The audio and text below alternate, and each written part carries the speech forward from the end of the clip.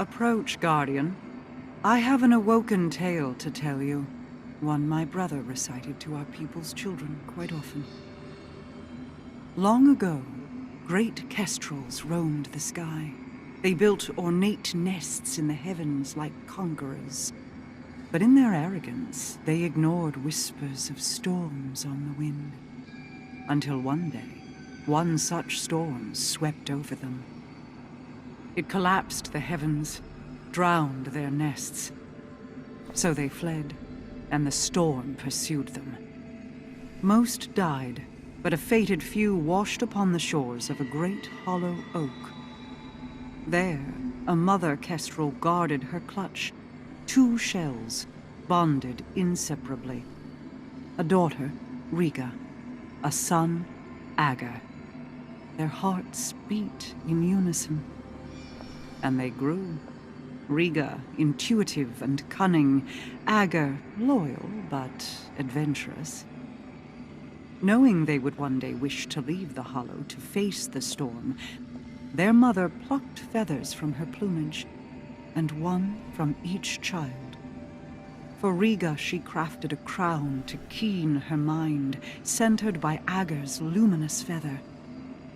For Ager, she crafted a scepter, cored by his sister's obsidian feather to guide his spirit. There is truth in this tale. The scepter and crown, they are real. One I already have. The other, you will retrieve for me. When you return, I will tell you the rest.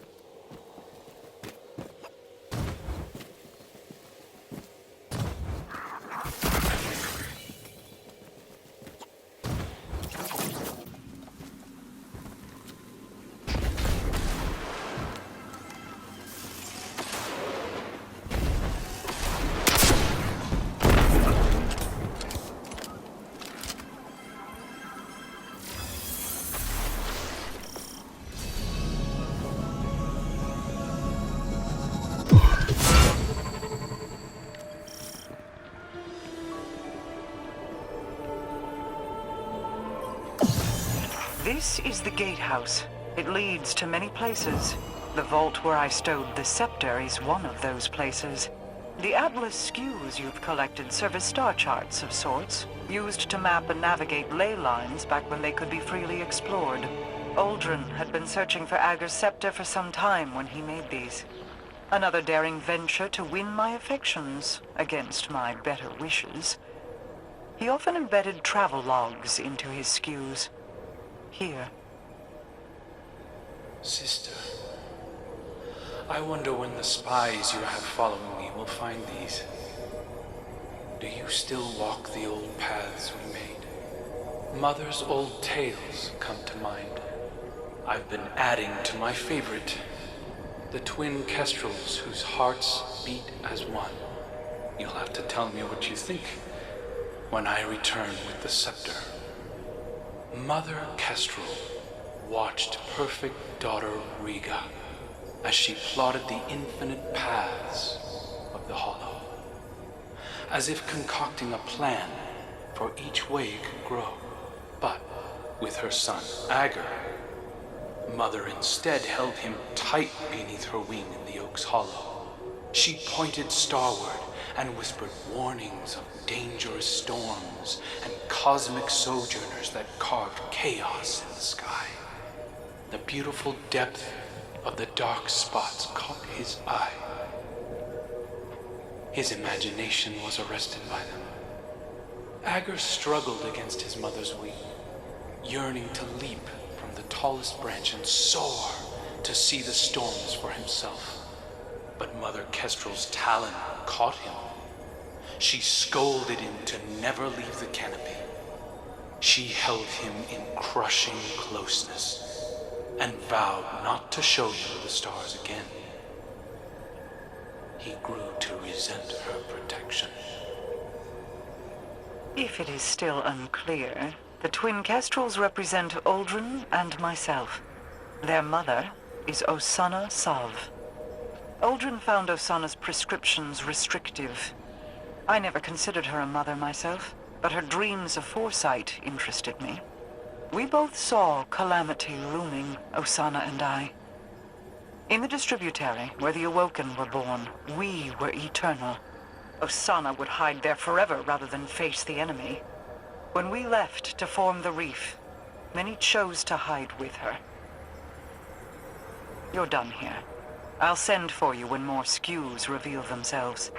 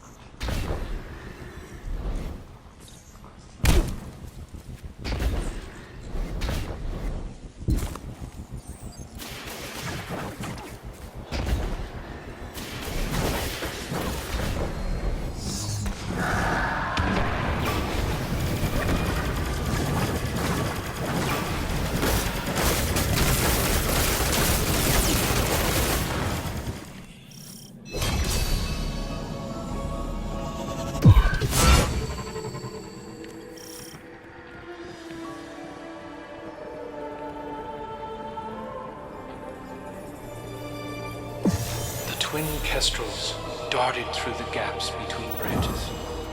The leaves formed verdant pathways. Predictably, Riga first, with Ager close behind. In those pathways they traded secrets. Secrets Riga whispered to the flock, hoping to push them beyond the hollow, beyond the forest. Most nights, Riga and Ager sat beneath the stars to dream. Twin hearts sounding a duet of beats. Like ours, Mara. I still feel yours. Still distant. In this story, Ager fixated on the dark clouded pox that marred the night above the canopy. He pointed to the starry spaces between them and asked his sister to name them. Riga never spoke a word. She already knew all their names and didn't want to crush his spirit. How charitable. One night, Ager grew impatient of her silence and pointed to one of the dark spots as it roared with thunder. "The storm is singing to us," said Ager. "We should sing back to show it we are not afraid." Riga wove her voice with his, and the thunder resounded. She did not sing with him again after that night. Rare to see stars in the ascended plane. I wish we were doing this together. Why hide the scepter if it weren't a test? I understand Awoken history is not your strong suit, Titan. I will teach you. When the Awoken people came into being after the collapse, I was the first. As first, my chosen form defined what an Awoken could be. Thousands followed my example, willing themselves into existence within the distributary. Some, like Uldren, required help. His mind was like an unsteady fawn. No surprise he was unable to do it on his own. So I guided him, filled the gaps in his memory. I gave him a star to follow. He was bonded to me, and his devotion spiraled into pathetic recklessness. Even through death, he hasn't outgrown that dependency. I see it in him as he looks longingly to his ghost for answers. To you.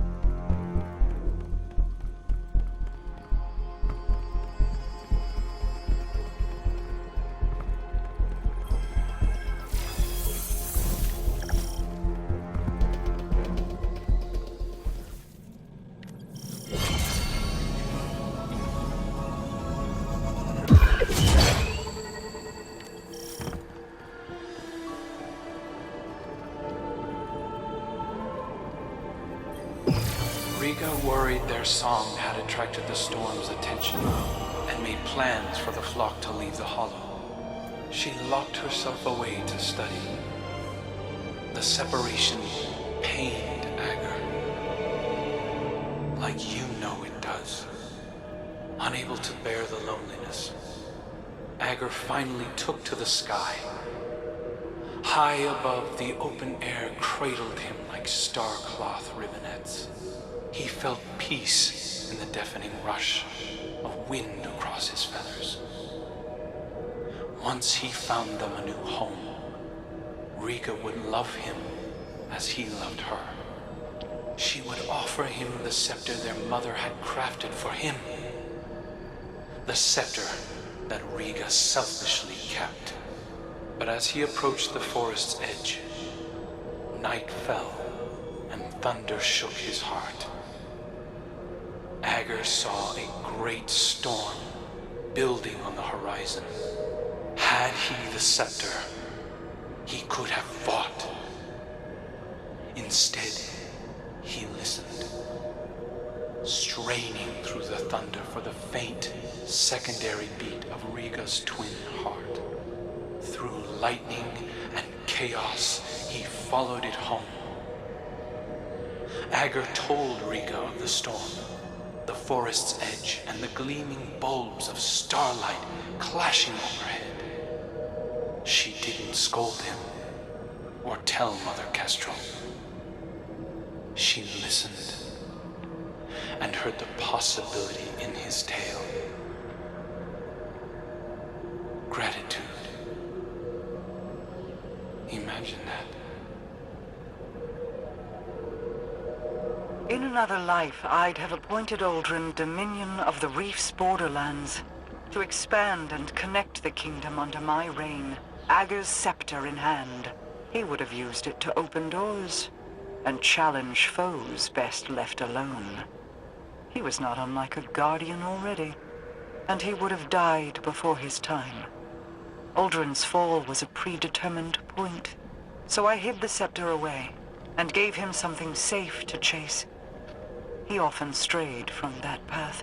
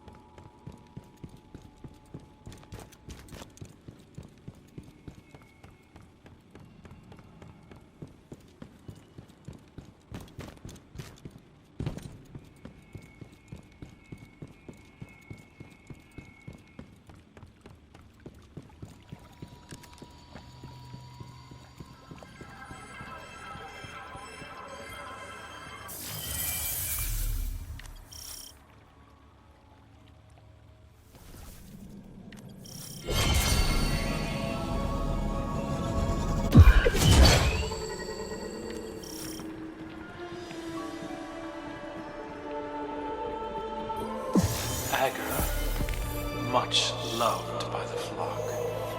Convinced a great many to fly with the twins when they left the hollow, he knelt before Riga and presented the crown of feathers their mother had crafted for her, and waited for her to respond in kind.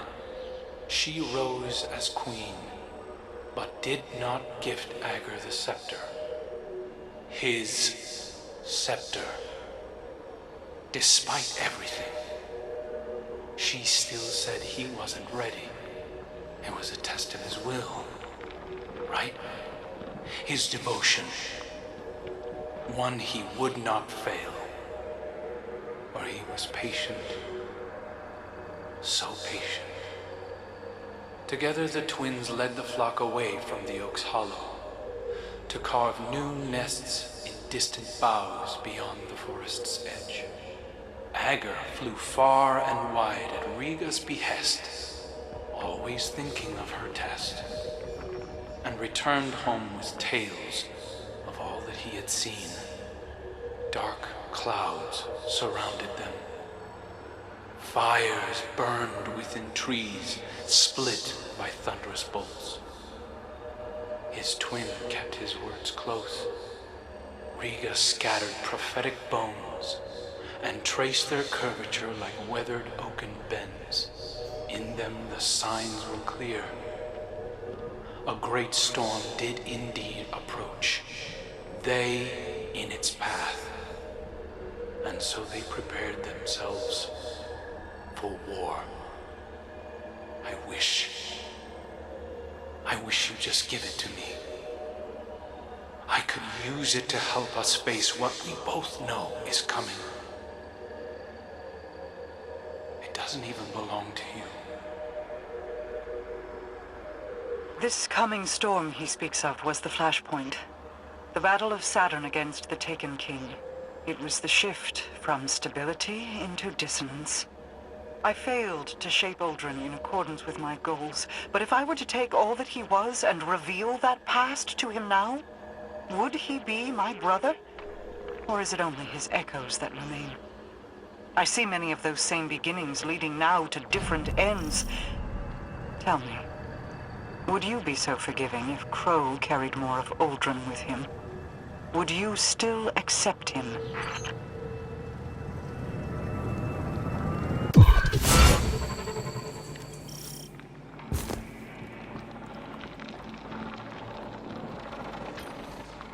A defensive ward has been engaged over the Scepter. It is a failsafe to keep it protected. Either my brother found this place without my knowledge and set it off, or the ward was engaged when the surrounding architecture suffered structural damage. There is a bypass. It is code, kept secret, in that it has been scattered across dozens of terminals throughout the Awoken territory. Fret not, you don't have to collect them. I will have the pieces consolidated and reformed. While you wait, you needn't stand idle like a lost child. Return to me. My borders are threatened.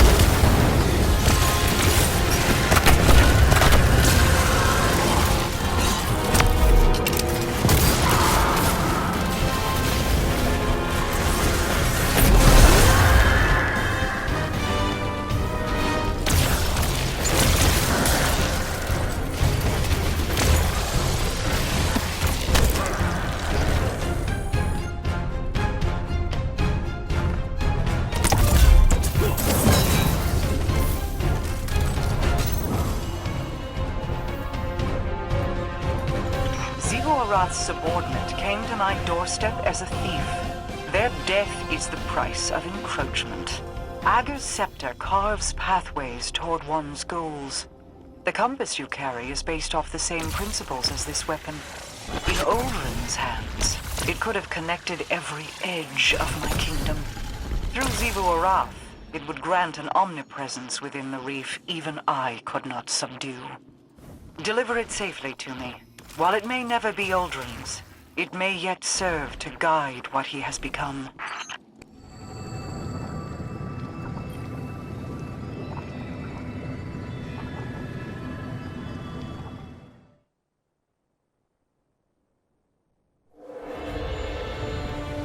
So you wish to hear the rest of my brother's story? Fine. I will oblige you.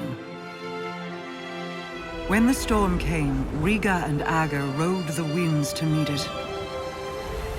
A fleet of talons at their back. A great battle ensued. The storm took, as was its nature. Many fell, Ager among them. Riga could only watch as he tumbled down, down, down, until her heart beat alone. She dove into the storm, giving herself to destroy it. Riga's spirit ascended higher into the sky, where she hoped to reunite with her brother. Instead, she met the thing that sent the storm. A bottomless well of grief, unreachable by reasoning or bargaining or violence. A voice in the darkness. And so, Riga gathered her feathers into an aegis of wings to shield the world below. But over the years, feathers broke away. Futility wore thin her resolve. Then, one day, her heart began to beat as it once had. Doubled, distant, but different. A beautiful echo.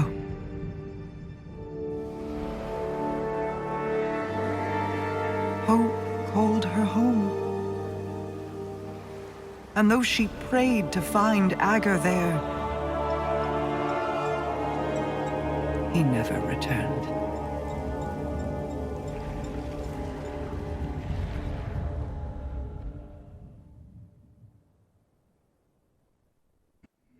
I still feel Uldren's heartbeat somewhere out there. When your crow first stood in my halls, I saw an ember of my Uldren burning in his breast. Curiosity, and a sibling fondness, told me I could stoke that ember. I hope it is not a lie. I hope he is more than the last ebb of hot ash from a long dead flame. Many of his faults were not of his own making. Uldren's decisions were his, of course, but driven by whips in the hands of others. Myself included. I will have to offer him more than an old story of an empty promise if I wish to see that ember burn again. This is the path I led Uldren down. If certain actors had kept to their roles, I would have wielded Uldren Salve, Light-Bearer. But even Mara Salve cannot control everyone. I celebrate his resurrection in the light, but I detest seeing my brother rewritten, his greater self sloughed away and swept into the cellar. There is still good to draw from who he was. Don't squander it. He needs a star to guide him. Uldren or Crow, they are the same in that regard. Ager's scepter is yours, then. Both its burden and the freedom it can provide.